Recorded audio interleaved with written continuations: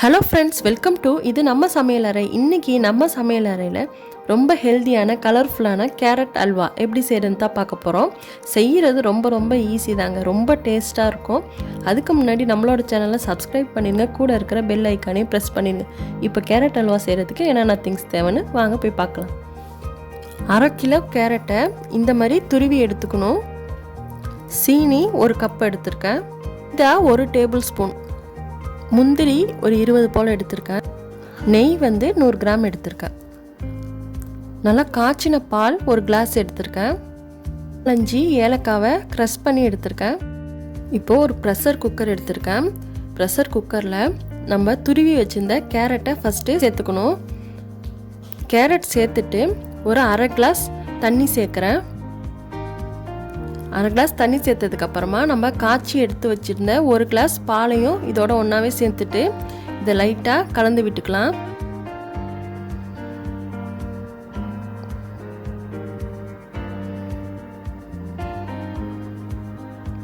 இது நல்லா கலந்து விட்டதுக்கப்புறமா இதுக்கு ஒரு 1/2 டீஸ்பூன் உப்பு சேர்க்குறேன். நம்ம எந்த ஸ்வீட் செஞ்சாலும் சால்ட் கொஞ்சம் சேர்க்கணும். இப்போ இதை க்ளோஸ் பண்ணிவிட்டு 2 விசில் விட்டு எடுத்துக்கிறேன்.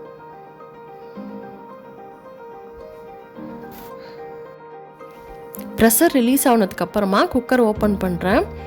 இப்போது கேரட் நல்லா வெந்திருக்கு. கேரட் நல்லா வெந்தால் தான் உங்களுக்கு பச்சை வாசம் இல்லாமல் இருக்கும். இப்போ ஸ்டவ் ஆன் பண்ணிவிட்டு இந்த எக்ஸ்ட்ரா வாட்டர்லாம் கொஞ்சம் வற்ற விட்டுக்கலாம். இப்போது இதில் இருக்கிற எக்ஸ்ட்ரா வாட்டர்லாம் இந்த அளவுக்கு வற்றினதுக்கு அப்புறமா இதில் சுகர் ஆட் பண்ணிக்கிறேன்.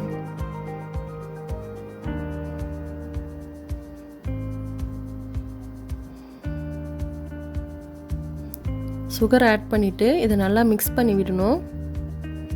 சுகர் ஆட் பண்ணதுக்கப்புறமா கொஞ்சம் திருப்பியுமே கொஞ்சம் வாட்டராக ஆகும்.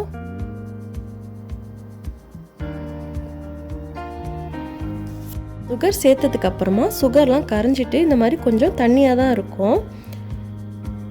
ஹை ஃப்ளேமில் வச்சுட்டு அடிப்பிடிக்க விடாமல் நல்லா கிளறி விட்டுக்கிட்டே இருக்கணும், இந்த தண்ணிலாம் வத்துற வரைக்கும்.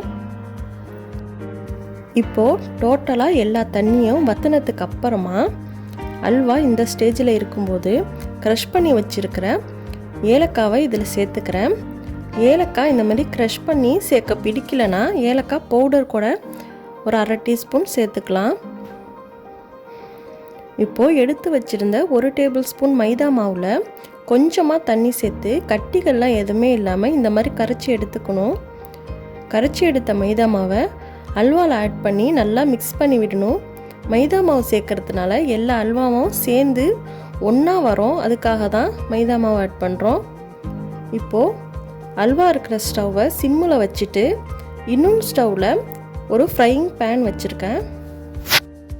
பேன் நல்லா ஹீட் ஆனதுக்கப்புறமா இதில் 100 கிராம் நெய் ஆட் பண்ணுறேன். 100லேருந்து 150 கிராம் வரைக்கும் இந்த அல்வாவுக்கு நெய் ஆட் பண்ணலாம். கொஞ்சம் தாராளமாக தான் நெய் சேர்க்கணும், அப்போ தான் உங்களுக்கு ரொம்ப டேஸ்ட்டாக இருக்கும். நெய் நல்லா ஹீட் ஆனதுக்கு அப்புறமா இதில் உடச்சி எடுத்து வச்சுருக்க முந்திரி பருப்பை சேர்த்து கோல்டன் ப்ரௌன் கலர் அளவுக்கு நல்லா ஃப்ரை பண்ணி எடுத்துக்கணும். முந்திரி பருப்பு ரொம்ப தீஞ்சிடக்கூடாது, பொன்னிறமாக வறுத்து எடுத்துக்கணும்.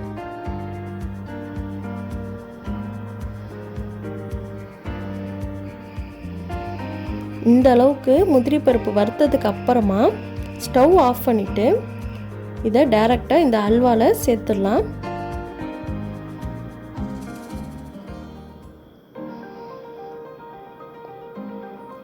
நெய் சேர்த்ததுக்கப்புறமா ஒரு 2 நிமிஷத்துக்கு இதை நல்லா மிக்ஸ் பண்ணி விடணும்.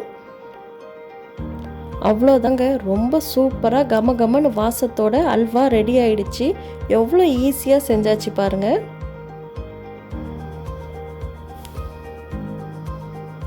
அவ்வளோதாங்க, இந்த கேரட் அல்வாவை ரொம்ப ஈஸியாகவும் டேஸ்ட்டாகவும் செஞ்சாச்சு. கண்டிப்பாக உங்கள் வீட்லேயும் இன்றைக்கே ட்ரை பண்ணி பாருங்கள்.